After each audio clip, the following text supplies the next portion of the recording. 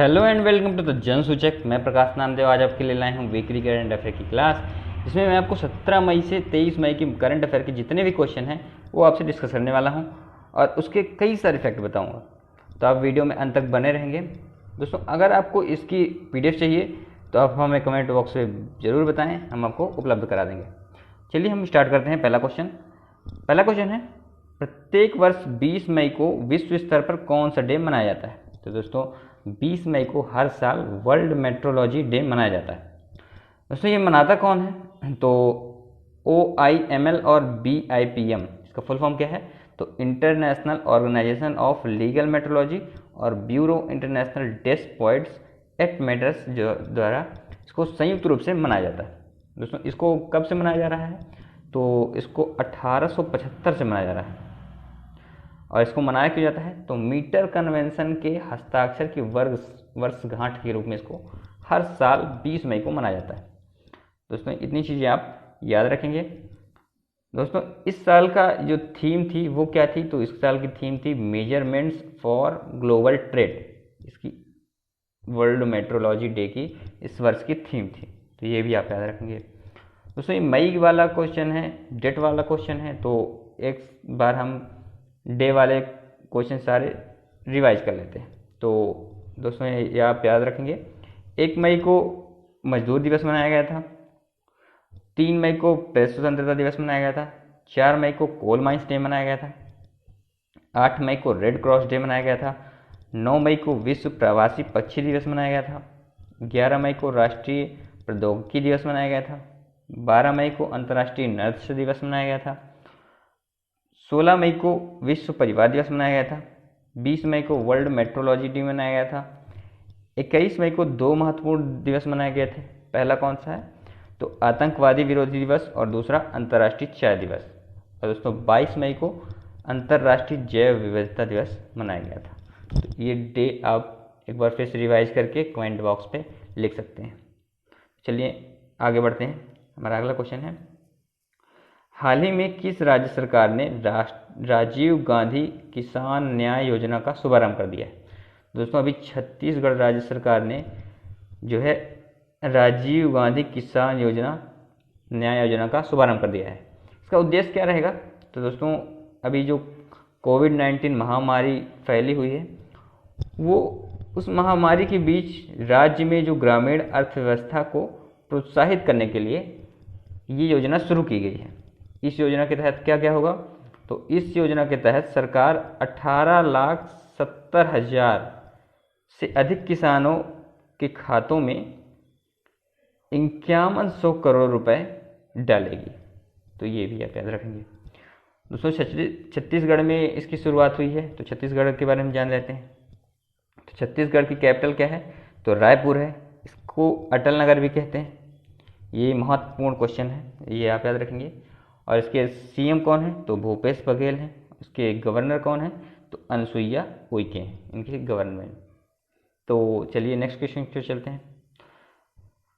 दोस्तों, इससे पहले आपको बता दें कि हमारे इंस्टाग्राम पेज पे डेली जो है करंट अफेयर और रोचक तथ्य डलते हैं। तो अभी तक आपने इंस्टाग्राम में फॉलो नहीं किया है तो डिस्क्रिप्शन में लिंक दी गई है, आप जाएं और उसे फॉलो कर लें। और दोस्तों, फेसबुक पेज को भी आप फॉलो कर लें, क्योंकि उसमें भी महत्वपूर्ण जानकारियाँ आपको मिलती रहती हैं। तो चलिए स्टार्ट करते हैं। तीसरा क्वेश्चन, हमारा नेक्स्ट क्वेश्चन है, हाल ही में किस राज्य सरकार ने यूपी स्टार्टअप फंड की स्थापना कर दी है? तो दोस्तों, जैसे नाम से ही दिख रहा है यूपी, मतलब उत्तर प्रदेश सरकार ने इसको अभी स्टार्ट कर दिया है। दोस्तों, इसके तहत क्या क्या कार्यक्रम होगा तो ये जान लेते हैं हम। इसके तहत उत्तर प्रदेश सरकार और सिडबी ने 15 करोड़ रुपए प्रारंभिक योगदान दिया है। दोस्तों, इस फंड का उद्देश्य क्या रहेगा? तो विभिन्न क्षेत्रों में मौजूद पंजीकृत जो स्टार्टअप उपक्रम हैं उनको सहयोग करना इसका जो है फंड का उद्देश्य रहेगा। दोस्तों, इसके जो पैसा दिया गया है तो कितना दिया गया है? तो स्टार्टिंग में इसको 15 करोड़ रुपए का प्रारंभिक योगदान दिया है। तो ये चीज़ें आप याद रखेंगे। दोस्तों, यूपी के बारे में जान लेते हैं। यूपी की जो कैपिटल है वो लखनऊ है। लखनऊ किस नदी के किनारे है? तो गोमती नदी के किनारे है। इसके CM कौन है? CM योगी आदित्यनाथ जी हैं। और गवर्नर आनंदीबेन पटेल है। इतनी चीज़ें आप उत्तर प्रदेश के बारे में याद रखेंगे। तो अगला क्वेश्चन है, हाल ही में किन्हें WHO कार्यकारी बोर्ड के अध्यक्ष का कार्यभार सौंपा गया है? दोस्तों अभी वर्तमान में जो केंद्रीय स्वास्थ्य एवं परिवार कल्याण मंत्री हैं डॉक्टर हर्षवर्धन, इन्हीं को WHO कार्यकारी बोर्ड के अध्यक्ष का कार्यभार सौंपा गया है। दोस्तों ये WHO कार्यकारी बोर्ड क्या है, अध्यक्षों का चुनाव कैसे होता है, भारत में इसकी भूमिका क्या है, तो इसके बारे में हम जानते हैं, जैसे कि थंबनेल में आपने देख लिया है। तो WHO कार्यकारी बोर्ड में स्वास्थ्य के क्षेत्र में अनुभव प्राप्त 34 सदस्य होते हैं, जिनमें सदस्यों को 3 साल के लिए चुना जाता है। दोस्तों जो स्वास्थ्य सभा होती है वो WHO की निर्णय लेने वाली एक संस्था होती है, जिसमें 194 सदस्य राष्ट्र शामिल होते हैं। ये बात हो गई WHO कार्यकारी बोर्ड के बारे में। दोस्तों अब जान लेते हैं इसके अध्यक्ष की नियुक्ति कैसी होती है, चयन कैसे होता है। तो दोस्तों जो WHO के 6 क्षेत्रीय समूह हैं, 6 क्षेत्रीय समूह कौन कौन से हैं? तो अफ्रीका रीजन, अमेरिका रीजन, दक्षिण पूर्वी एशिया रीजन, यूरोपीय रीजन, पूर्वी भूमध्य रीजन, पश्चिमी प्रशांत रीजन, ये 6 जो क्षेत्रीय समूह हैं, उन्हीं में से प्रत्येक 1 वर्ष के लिए रोटेशनल के आधार पर बोर्ड अध्यक्ष का चुनाव होता है। तो ये भी आप ध्यान रखेंगे दोस्तों, ये मेंस का क्वेश्चन है, मेंस में आता है। तो दोस्तों भारत किस में आता है? तो भारत दक्षिण पूर्व एशिया रीजन में आता है। इतनी चीज़ें आप याद रखेंगे। दोस्तों WHO में भारत कब शामिल हुआ था, एक क्वेश्चन है। तो 12 जनवरी 1948 को भारत जो है WHO में शामिल हुआ था। और WHO की स्थापना कब हुई थी? WHO की स्थापना 7 अप्रैल 1948 को हुई थी। इसका जो हेडक्वार्टर है जिनेवा में है, और इसके वर्तमान में हेड कौन है? तो टेड्रास एडहानम इसके हेड हैं। इतनी चीज़ें आप याद रखेंगे। नेक्स्ट क्वेश्चन है, हाल ही में कौन विश्व बैंक समूह की मुख्य अर्थशास्त्री बन गई हैं? तो दोस्तों अभी कार्मेन रेनहॉर्ट जो है, आप इमेज में देख सकते हैं, ये हैं कार्मेन रेनहॉर्ट, और इनको ही अभी विश्व बैंक समूह की नई अर्थशास्त्री के रूप में चुन लिया गया है। दोस्तों ये IMF में वरिष्ठ नीति सलाहकार एवं उप निदेशक और इन्वेस्टमेंट बैंक बियर स्टैंडर्ड्स में उपाध्यक्ष और मुख्य अर्थशास्त्री का कार्यभार भी संभाल चुके हैं। दोस्तों इनको कई सारे पुरस्कार भी मिल चुके हैं। कौन कौन से मिले हैं? तो किंग जुआन कार्लोस पुरस्कार और एडम स्मिथ पुरस्कार भी इनको मिल चुका है। तो ये भी आप याद रखेंगे इनके बारे में। दोस्तों विश्व बैंक के बारे में जान लेते हैं। इसकी स्थापना कब हुई थी? तो जुलाई 1944 में इसकी स्थापना हुई थी। इसका हेडक्वार्टर कहाँ है? तो वाशिंगटन DC में इसका हेडक्वार्टर है, और वर्तमान में हेड कौन है? तो डेविड मालपास इसके हेड हैं। ये भी आप याद रखेंगे। नेक्स्ट क्वेश्चन है, हाल ही में किस राज्य में दीदी वाहन सेवा जो है शुरू कर दी गई है? तो दोस्तों अभी मध्य प्रदेश में दीदी वाहन सेवा जो है शुरू कर दी है। तो इसको शुरू किसने किया है? तो झाबुआ जिले में ग्रामीण आजीविका मिशन की महिलाओं द्वारा ये सेवा जो है शुरू कर दी गई है। इसका उद्देश्य क्या रहेगा? तो ग्रामीण महिलाओं के सुरक्षित प्रसव के कराना इसका मुख्य उद्देश्य रहेगा। तो इतनी चीज़ें आप इसके बारे में याद रखेंगे। दोस्तों MP के बारे में जानते हैं। MP की जो कैपिटल है वो भोपाल है। CM शिवराज सिंह चौहान और गवर्नर लालजी टंडन है। ये भी आप याद रखेंगे। नेक्स्ट क्वेश्चन है, हाल ही में किस राज्य में मी अन्नपूर्णा पहल का शुभारंभ हो गया है? दोस्तों अभी महाराष्ट्र में जो है वो मी अन्नपूर्णा पहल का शुभारंभ कर दिया गया है। दोस्तों ये पहल जो है एकीकृत जोखिम बीमा द्वारा महाराष्ट्र में किसानों और कृषि समुदाय के कल्याण के लिए एक कारपोरेट सामाजिक जिम्मेदारी के रूप में अपनी प्रतिबद्धता के तहत शुरू कर दी गई है। इसके 3 कारक भी हैं। कौन कौन से? तो एक्सरसाइज, एंगेजमेंट और इंटाइटलमेंट, इसके 3 क्या हैं? कारक हैं। इनको आप ध्यान रखेंगे। दोस्तों ये महाराष्ट्र में शुरू हुई है। तो महाराष्ट्र के बारे में जानकारी ले लेते हैं। इसकी कैपिटल मुंबई है। इसके CM उद्धव ठाकरे हैं और गवर्नर भगत सिंह कोश्यारी हैं। चलिए अगले क्वेश्चन की ओर चलते हैं।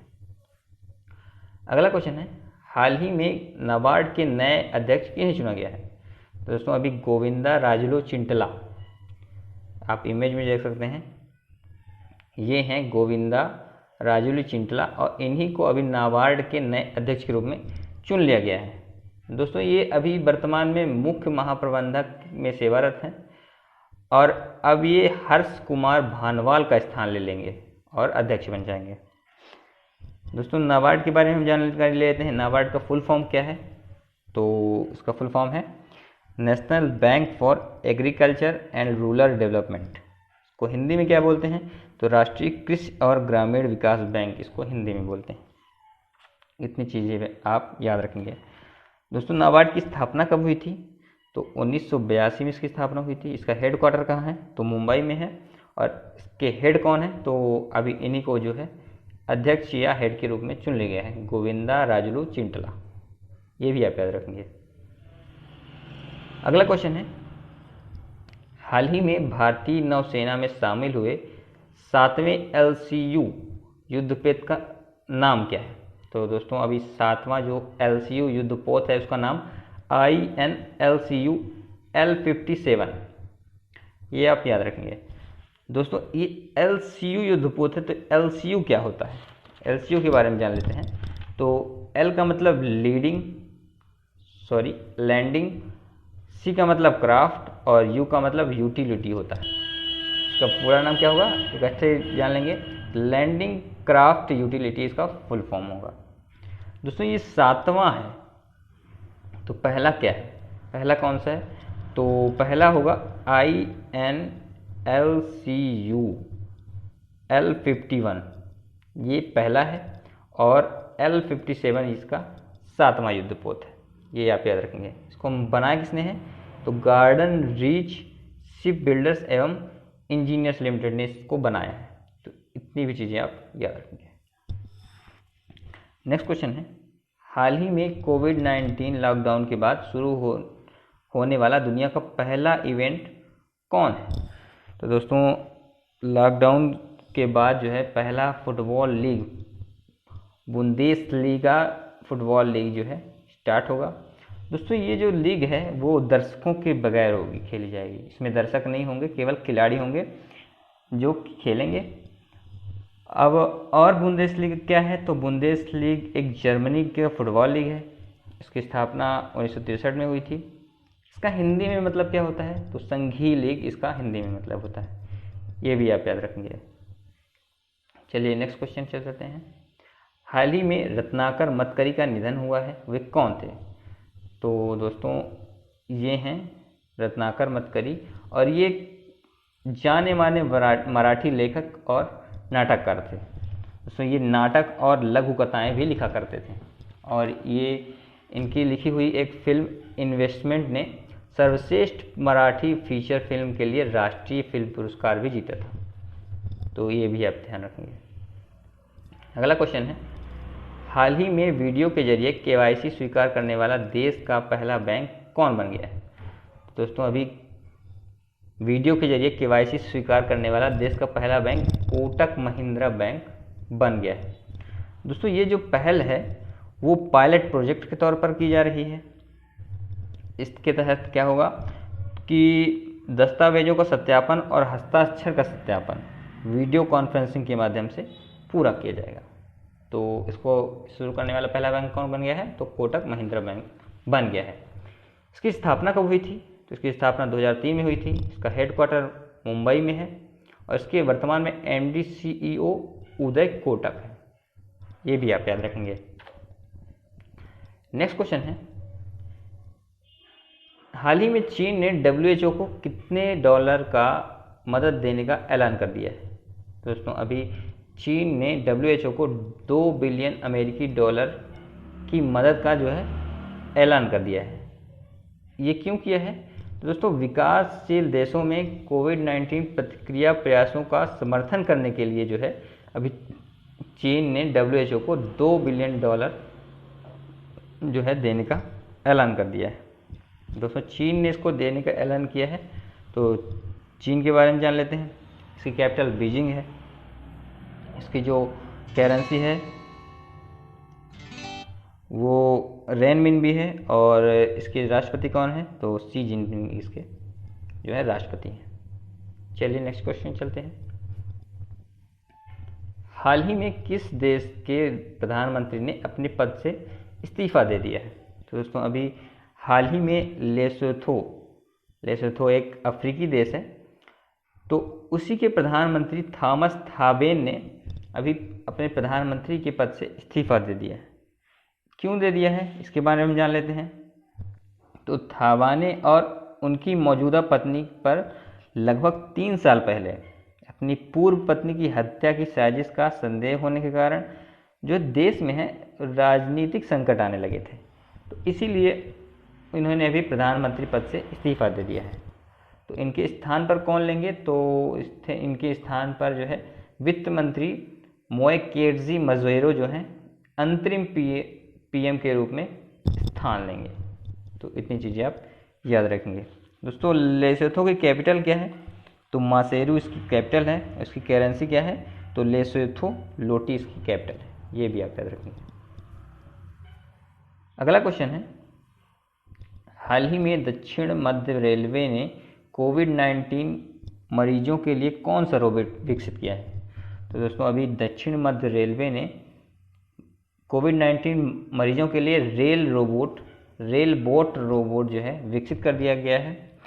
और ये इसका काम क्या होगा, इसको आर बोट भी बोलते हैं। इसका काम क्या होगा, तो कोविड-19 मरीजों की स्वास्थ्य सेवाएं प्रदान करना, इन्हें दवाइयाँ देना, इन्हें खाना परोसना, इसका मुख्य रूप से काम होगा। तो ये भी आप याद रखेंगे। दोस्तों इसको दक्षिण मध्य रेलवे ने विकसित किया है। तो इसका मुख्यालय कहाँ है, तो उसका मुख्यालय सिकंदराबाद में है।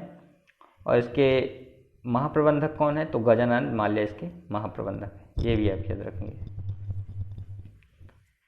नेक्स्ट क्वेश्चन है, हाल ही में केंद्रीय मानव संसाधन मंत्रालय ने कौन सा ऐप लॉन्च किया है। तो दोस्तों अभी केंद्रीय मानव संसाधन मंत्रालय ने नेशनल टेस्ट अभ्यास मोबाइल ऐप लॉन्च कर दिया है। दोस्तों इस ऐप का उद्देश्य क्या है, तो इस ऐप का उद्देश्य लॉकडाउन के कारण बंद पड़े शिक्षण संस्थानों के दौरान छात्रों की मदद करना है। और इसमें दोस्तों इसका जो निर्माण है उसको किसने किया है, विकसित किसने किया है, तो राष्ट्रीय परीक्षण एजेंसी ने इसको विकसित किया है। दोस्तों ये ऐप जो है आर्टिफिशियल इंटेलिजेंस द्वारा संचालित होगा। तो इतनी चीज़ें आप याद रखेंगे। दोस्तों अभी वर्तमान में केंद्रीय मानव संसाधन मंत्री कौन है, तो रमेश पोखरियाल निशंक जी अभी जो हैं केंद्रीय मानव संसाधन विकास मंत्री हैं। ये भी आप याद रखेंगे। अगला क्वेश्चन है, हाल ही में किस राज्य ने सुकून कोविड-19 बीट द स्ट्रेस कार्यक्रम शुरू कर दिया है। तो दोस्तों अभी जम्मू कश्मीर ने सुकून कोविड-19 बीट द स्ट्रेस कार्यक्रम शुरू कर दिया है। दोस्तों ये जो पहल है लॉकडाउन से पड़ने वाले मनोवैज्ञानिक प्रभाव को दूर करने के लिए अपनाए जाने वाले उपायों के बारे में जागरूकता फैलाने के लिए शुरू की गई है। दोस्तों ये जो सुकून कोविड-19 बीट द स्ट्रेस है, वो जो लॉकडाउन में मनोवैज्ञानिक जो प्रभाव पड़ा है लोगों को, उसको दूर करने के लिए ये प्रोग्राम चलाया जा रहा है। दोस्तों ये प्रोग्राम कहाँ चलाया जाएगा, तो दूरदर्शन में इसको हर मंगलवार सुबह 9 बजे प्रसारित किया जाएगा। तो ये आप ध्यान रखेंगे। दोस्तों जम्मू कश्मीर के बारे में जान लेते हैं। इसके जो लेफ्टिनेंट गवर्नर हैं वर्तमान में वो कौन है, गिरीश चंद्र मुर्मू हैं। ये आप याद रखेंगे। अगला क्वेश्चन है, हाल ही में इंडियन स्टील एसोसिएशन का नया अध्यक्ष किसे बनाया गया है। तो दोस्तों अभी दिलीप उम्मेन को आप इमेज में देख सकते हैं, यही हैं दिलीप उम्मेन, और इन्हीं को अभी इंडियन स्टील एसोसिएशन का नया अध्यक्ष बनाया गया है। दोस्तों इनको 2 वर्षों के लिए अध्यक्ष के रूप में चुना गया है। और ये किनका स्थान लेंगे, तो टीवी नरेंद्रन का ये अभी स्थान लेंगे। इतनी चीज़ें आप इनके बारे में याद रखेंगे। दोस्तों इंडियन स्टील एसोसिएशन की स्थापना कब हुई थी, तो 2014 में इसकी स्थापना हुई थी। इसका हेडक्वार्टर कहाँ है, इसका हेडक्वार्टर नई दिल्ली में है। तो इतनी चीज़ें आप याद रखेंगे। अगला क्वेश्चन है, हाल ही में बंगाल की खाड़ी से आए सुपर साइक्लोन का नाम क्या है। तो दोस्तों अभी बंगाल की खाड़ी से आए एक super cyclone Amphan super cyclone जो है आया है, इसका नाम अम्फान है। इसको अम्फान नाम किसने दिया, तो उसको अम्फान नाम थाईलैंड ने दिया था। दोस्तों ये दो राज्यों में सबसे ज़्यादा तबाही फैलाया है, उड़ीसा और पश्चिम बंगाल, तो ये आप ध्यान रखेंगे। दोस्तों अम्फान के बारे में कंप्लीट वीडियो जो है, विश्लेषण वीडियो है, वो हमने आई बटन पे दे दी है, तो आप जाके देख सकते हैं। दोस्तों अगला क्वेश्चन है, हाल ही में लता मंगेशकर ने आत्मनिर्भर भारत के लिए गाए हुए गाने का शीर्षक क्या था? तो दोस्तों अभी जयतु भारतम एक सॉन्ग बनाया गया है आत्मनिर्भर भारत के लिए। इसको देश के 210 सिंगरों ने गाया है। इसको लिखा किसने है? तो प्रसिद्ध संगीतकार, कवि और लेखक प्रसून जोशी जी ने इसको लिखा है। दोस्तों ये जो गाना है वो संपूर्ण भारतीय नागरिकों और प्रधानमंत्री नरेंद्र मोदी को समर्थन के लिए लिखा गया है।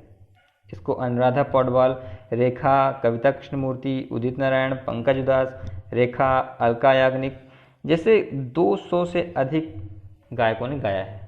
ये भी आप याद रखेंगे। अगला क्वेश्चन है,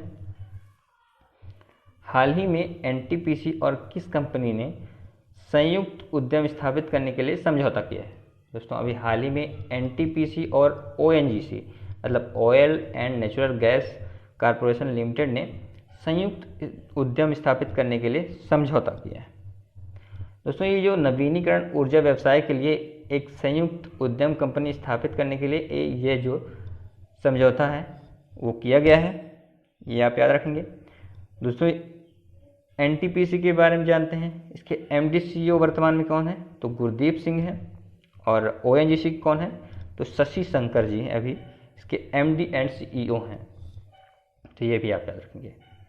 अगला क्वेश्चन है, हाल ही में मानव संसाधन मंत्री ने किस विश्वविद्यालय में ऑनलाइन एमए हिंदी कार्यक्रम शुरू कर दिया है?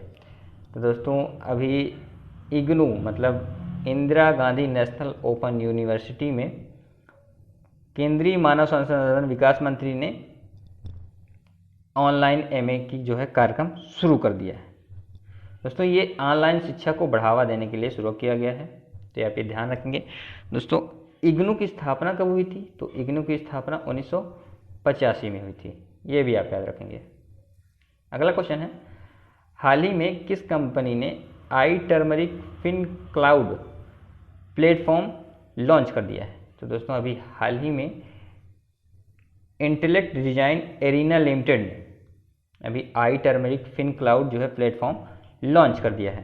दोस्तों ये जो प्लेटफॉर्म है नए डिजिटल बैंकों के सिस्टम को अलग थलग करने और कोर लीगेसी सिस्टम के साथ समानांतर रूप से परीक्षण करने और चलाने के लिए सक्षम बनाएगा। तो ये आप याद रखेंगे। दोस्तों जो इंटेलेक्ट डिजाइन एरिना लिमिटेड है इसके वर्तमान में एमडी सीईओ कौन है? तो अरुण जैन इसके वर्तमान में एमडी एंड सीईओ हैं, तो आप इसके बारे में ये भी याद रखेंगे। दोस्तों इसी के साथ आज का हमारा सेशन समाप्त होता है। तो आपको वीडियो पसंद आई है तो इसे लाइक करें, कमेंट में हमें बताएं कि आपको वीडियो कैसी लगी और चैनल को सब्सक्राइब कर लें। धन्यवाद।